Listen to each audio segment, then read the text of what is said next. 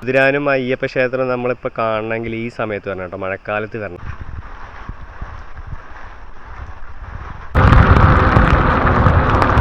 കുതിരാനിൽ ഈ ടണൽ വന്നതോടുകൂടി നമ്മുടെ പഴയ റോഡും പഴയ അമ്പലവും ആളൊഴിഞ്ഞ പൂരപ്പറമ്പ് പോലെയാണ്.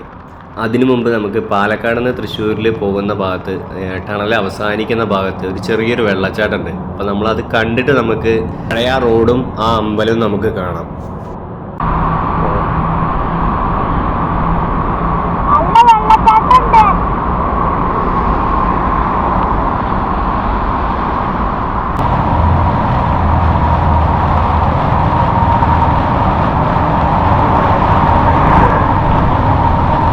പഴയ റോഡിൻ്റെ അവസ്ഥ ഇതാണ് കേട്ടോ, കുണ്ടും കുഴിയും. ഇവിടെ ശരിയാക്കിയിട്ടില്ല. സംഭവം ഇതുവരെയാണ് കേട്ടോ റോഡ് ശരിയാക്കാത്തുള്ളൂ. ഇവിടുന്ന് അങ്ങോട്ട് റോഡ് നല്ല റോഡാണ് കാണുന്നത്. ഇവിടുന്ന് അങ്ങോട്ട് പഴയ റോഡിൻ്റെ വീതി ഉണ്ട് കേട്ടോ.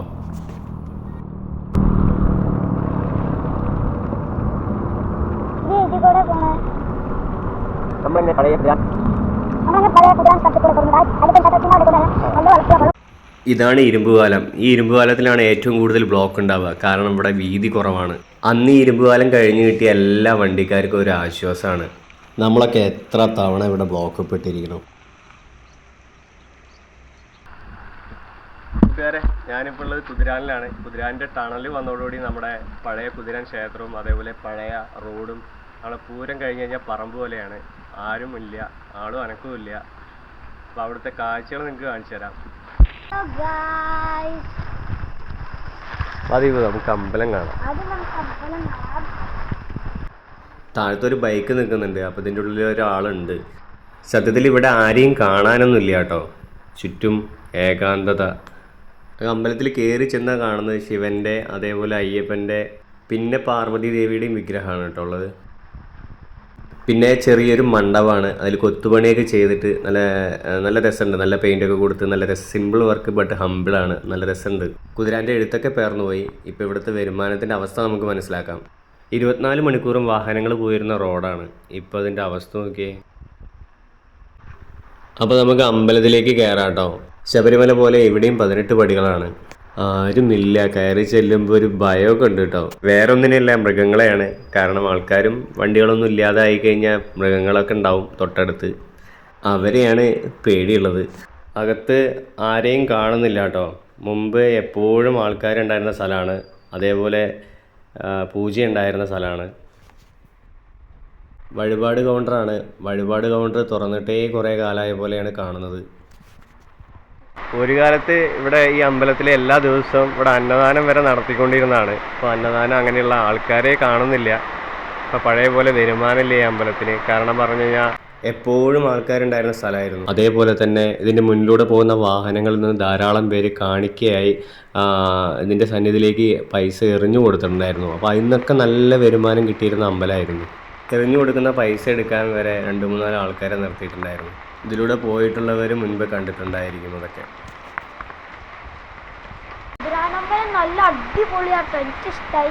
പക്ഷേ കുറച്ചും കൂടി ഇഷ്ടമാണെങ്കിൽ ആൾക്കാരൊക്കെ വരണം. അങ്ങനെ ഞങ്ങൾ കുതിരാൻ അമ്പലത്തിൽ നിന്ന് പതുക്കെ ഇറങ്ങുകയാണ്.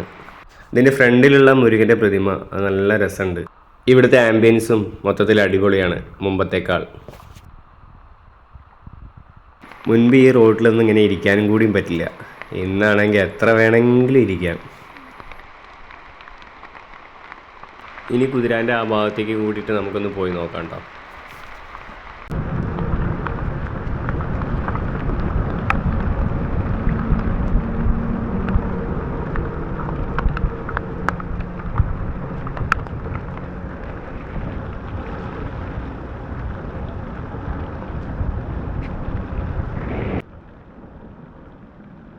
ഇവിടെ റോഡ് ബ്ലോക്ക് ചെയ്തിട്ടുണ്ട്. എന്നാലും നമുക്കൊന്ന് അതുവരെ പോയി നോക്കാം. Elephant crossing സോണാണ്.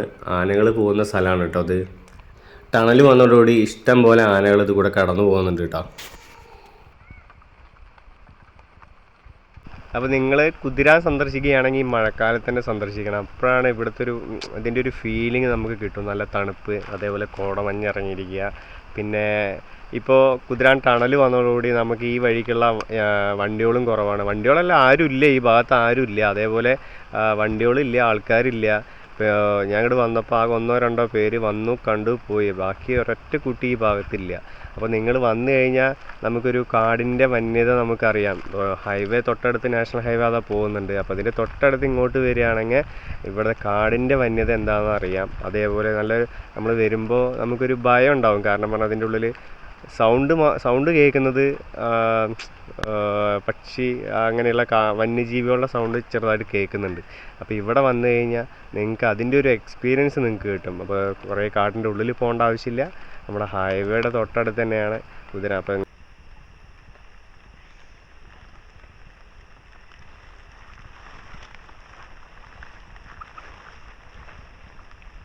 റോഡിലൊക്കെ വള്ളി കയറി തുടങ്ങിയിട്ടോ. കുറച്ച് കാലം കൂടി കഴിഞ്ഞ് കഴിഞ്ഞാൽ റോഡ് മൊത്തം വള്ളിയായിരിക്കും, കിടക്കാൻ പറ്റില്ല. നല്ല കോടമഞ്ഞും അതേപോലെ നല്ല തണുപ്പും ഉണ്ട്. പിന്നെ മഴയാണ്, പറയണ്ടല്ലോ. ആ റോഡിലേക്ക് ചെടികളൊക്കെ കയറി തുടങ്ങിയിട്ടാ. കുറച്ച് കാലം കൂടി കഴിഞ്ഞ് കഴിഞ്ഞാൽ അതൊക്കെ മൂടും, വള്ളി വന്ന് മൂടും, റോഡേ ഉണ്ടാവില്ല. അങ്ങനെ നമ്മുടെ റോഡ് അവസാനിക്കുകയാണ് കേട്ടോ. ഇവിടുന്ന് അങ്ങോട്ട് കണക്ട് ചെയ്യുന്നില്ല, ഹൈവേക്ക് കണക്ട് ചെയ്യുന്നില്ല ഇതുവരെയുള്ള റോഡ്.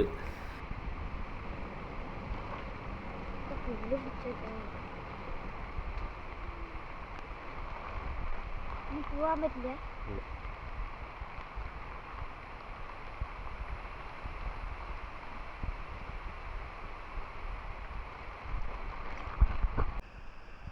കുതിരാനും അയ്യപ്പ ക്ഷേത്രം നമ്മളിപ്പോൾ കാണണമെങ്കിൽ ഈ സമയത്ത് വരണം കേട്ടോ, മഴക്കാലത്ത് വരണം. എന്നാലേ നമുക്കതിൻ്റെ ഒരു ഭംഗി നമുക്ക് ആസ്വദിക്കാൻ പറ്റും. പിന്നെ ഇതിൻ്റെ ഉള്ളിലേക്ക് വരുമ്പോൾ ഇപ്പോൾ വണ്ടികളില്ല, ആൾക്കാരില്ല. അപ്പോൾ അതിൻ്റേതായ ഒരു നമുക്ക് ഇതിലേക്ക് ഉള്ളിലേക്ക് കിടക്കുമ്പോൾ കാടിൻ്റെ ഉള്ളിലേക്ക് കിടക്കുന്ന ഒരു ഫീലിംഗ് ആണ്. കാടാണ്. അപ്പോൾ നല്ലൊരു ചെറുതായിട്ടൊരു ഭയം നമുക്ക് ഇതിൻ്റെ ഉള്ളിലേക്ക് വരും. നമുക്ക് വരുമ്പോൾ മനസ്സിലാവും. അപ്പോൾ ഇതിപ്പോൾ വന്ന് കാണാൻ പറ്റിയൊരു സമയമാണ് കേട്ടോ. നമ്മുടെ ദീപ് ഇതാ ടയർഡായിട്ടൊക്കെ തണുത്ത് പറിച്ചിട്ടായിട്ട് ഇരിക്കുന്നത്. ദീപോ തണുക്കുന്നുണ്ടോ ദീപോ? ചെറുതായിട്ടില്ലേ? ആടാ, അതിന് പോണ വഴിക്ക് ഞാൻ ചായ മേടിച്ചു തരാം കേട്ടോ. ചായ മതിയാ? ഈ സമയത്ത് ചായ അല്ലേ കുടിക്കുക, ചായയും കടിയും മേടിച്ചു തരാം. ഓക്കെ, സന്തോഷമായോ?